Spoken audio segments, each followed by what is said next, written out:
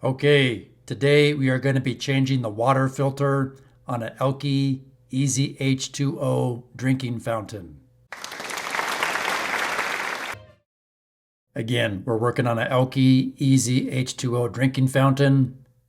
Here's what it looks like. It's got the bottle filler, 120 volt AC.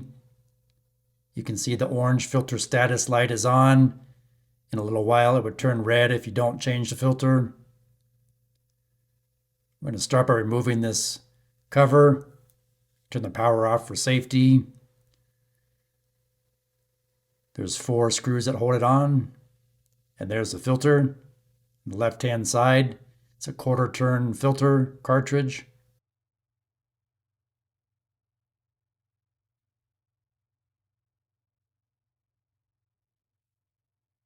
Here's a new one, the replacement. I like to write the date on them.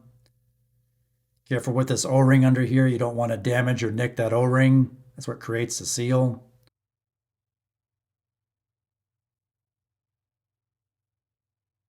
You can install and remove these by hand.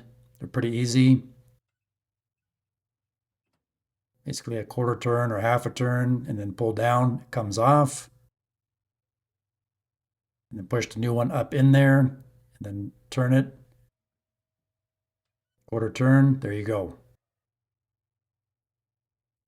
Make sure you relieve all the air that might be trapped between the filter and the line. And this one automatically resets to green on the filter status. If you need to adjust the bubbler, there's an adjustment screw underneath. Remember to put your cover on. Good to go.